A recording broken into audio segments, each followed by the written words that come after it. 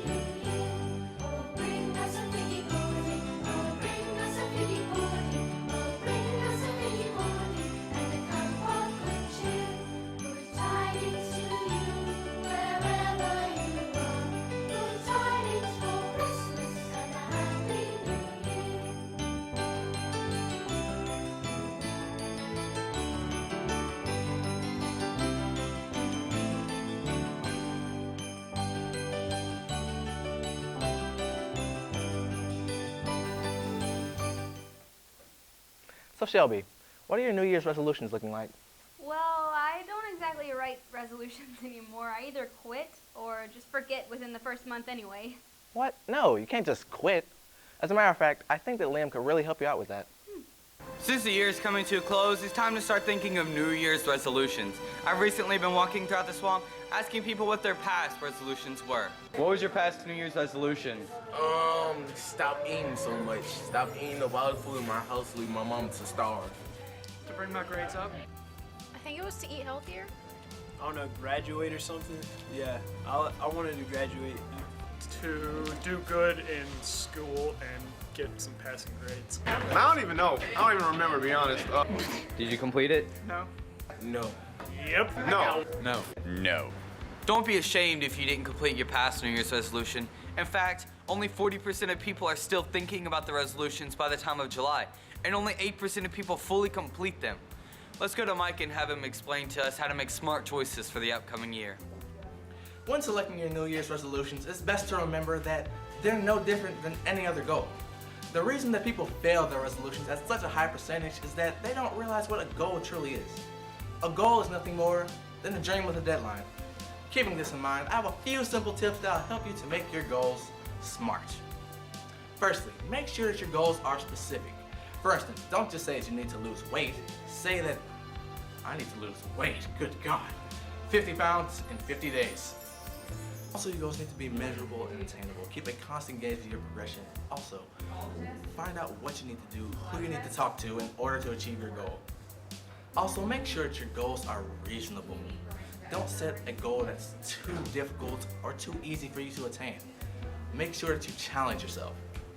And finally, make sure that you are timely when achieving your goal. Don't procrastinate and be time-oriented. Follow all these steps, specific, measurable, attainable, reasonable, and timely, your goals will be smart. Now that you know how to make smart choices about New Year's resolutions, I think you're ready for this upcoming year. Now back to Micah and Shelby. Thanks, Liam.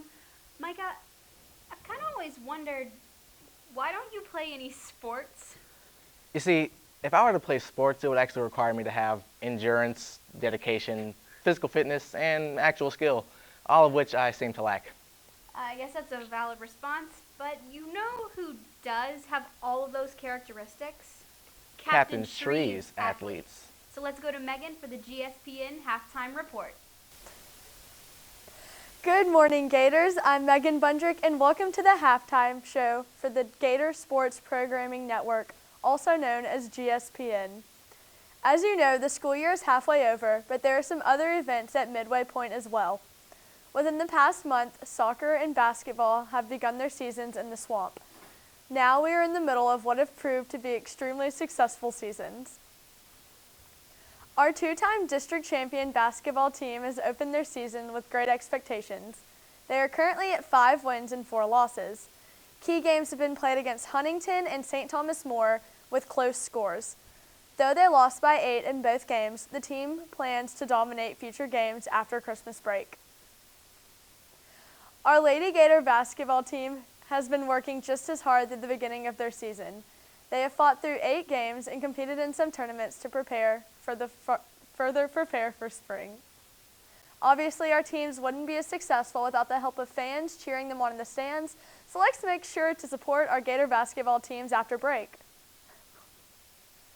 Our girls and boys soccer teams have also been kicking off their seasons. The boys soccer team has brought about an undefeated season so far, battling through tough district games. Here's Hardy Hall, starting varsity player, to give us the details of the first half of the season. Our season's going really well. We're undefeated right now. We played 5 games, and we're about halfway through with district play, and we just had a really big game against Magnet. We won 2-1. They came in, scored the first goal, and then they scored on us right after. It was 1-1 at halftime, and I had the second goal around 10 minutes into the second half, and we ended up winning 2-1. And we still got work to do if we want to win district, and if we want to make a deep playoff run, we still got a lot of work to do. The Lady Gator soccer team has also been showing off their skills on the field. Their record is 2-7-1, but there are still many games to come. The team has shown much improvement from last year. Last year they lost to Magnet by 8, but this year it was only by 2. We know the ladies have been working hard, and we hope to see them excel in the new year. Both the boys and girls teams will be playing games throughout Christmas break, so make sure to stop by and help lead them to victory. The seasons are far from over, and we have high hopes for all of our Gator sports teams. This has been your GSPN halftime update for the fall semester. I'm Megan Bundrick. Now back to Shelby and Micah. Thanks, Megan. Shelby, I'm really stressing out right now. Why? What's up? One word. College. Please, Micah, you know you're going to get accepted. Who's going to pay for all that, though? I'm struggling. Well, you know, Wendy has been doing some research on college tuition, so maybe she can help you out. High school seniors today plan on higher education after high school. These students approach college expecting to shell out a healthy sum of money to put them through 4 years of college. According to the New Orleans Times-Picayune, the average tuition cost for an incoming freshman that attends an in-state public college or university is about $9,000. $9,000 is a very large amount of money. With $9,000, students could buy a used car, take a vacation to Europe, buy 8 MacBooks, 18 5S's, or they could drive around the world twice with extra gas left over. Or they could buy 15 shares of stock in Apple. College is expensive. For some, tuition can range up to $30,000 a year. Don't forget to see your counselor and research scholarships to help ease the financial strains. Thanks, Wendy. Man, I love Christmas. Only 5 more days. Yeah, only 5 more days. Can't wait. What's with that tone? Do you have a problem with Christmas or something? Well, not Christmas, just Santa Claus.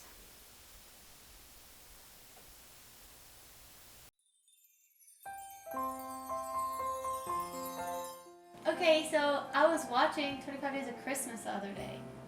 Me too. Really? What, Michael, what was the one? The Santa Claus. It was good. I liked it. Y'all really like that movie? Yeah, why wouldn't we like it? And I'm guessing y'all actually like Santa Claus. Yeah, I love Santa Claus. I mean, who? Saint Nick? Why would you not? I mean, Consumption is. come on now. No. See, Santa Claus, he ruined Christmas. Santa Claus makes Christmas. No. He makes you think he is Christmas, but he is not Christmas. That makes no sense whatsoever. Could you explain yourself? Okay. Think one example. His reindeer, who he whips so that they'll go faster and pull his heavy little self across the globe. That is animal cruelty if I have ever heard of it. The ASPCA would be all over his butt. You know what? I think you're right. I mean, think about it. The guy he's basically a pedophile. Looking at kids all year round. That's what I'm saying. Like, putting them on a naughty list. Oh. So bad. That's what I'm saying. Everyone looks at me like I'm crazy when I say I don't like Santa Claus, but Plus, if you think about it, what about child labor laws? I mean, those little pointy-eared children. yeah. And he calls them elves, like they're not even humans. Elves. You ain't slick, Santa. It's so he can get away with having 40,000 of them make all his toys all year round without paying them anything. Cheap. And not only is he cheap, but I mean, look at the guy. Yeah. Really though, I mean, it's like he encourages obesity. You know what? I blame him for the epidemic of childhood obesity in America. Yes. Someone needs to tell Santa that he needs to go check out Weight Watchers because every cookie he eats is 1 point. Yikes. And I don't even think he can fit down my chimney, shoot. I'm gonna put a fire in my chimney so that he burns his butt off. I'm gonna leave a fire in my chimney too. You know, if you ever thought about it, Santa's kind of like a stalker. I mean, he knows when you've been sleeping. He knows when you're awake. That makes me extremely uncomfortable. Me too. I mean, I just imagine him in the North Pole with like all these TVs set up watching all the little kids, and he's like, oh, he's about to go to sleep. Yeah, and who is Santa to judge if you've been naughty or nice? I mean, giving kids coal for Christmas? Rude. Coal? Little black lumps of coal. I mean, imagine if you waited all year for a present and all you got was coal. I'd be feeling some type of way. Plus, even if the child does get a present, Santa takes credit for mom and dad's hard work all year round. That's true. You know what else? Santa gets a profit of all the Santa merchandise sold. Like this. $20 to Santa, right there. What does he even, I bet he gambles. Yeah. You know what else? I bet he gets those big, obnoxious self-portraits made. Yeah. Oh my, those, And like, how can he afford to just buy out the North Pole like that? Who does he think I mean, look at this. I mean, and he doesn't even like offer it for tourism. That should be like tourist town. You know how many parents would pay to take their kids to see the North Pole? The actual Santa? Let's talk about that for a second. I would pay to go see Santa so I could punch him in the face. Yes. Cosign. Retweet. Santa's going down. We're coming for you, Santa. Okay, so maybe Santa isn't that bad. He probably doesn't whip his reindeer or gamble away all of his money.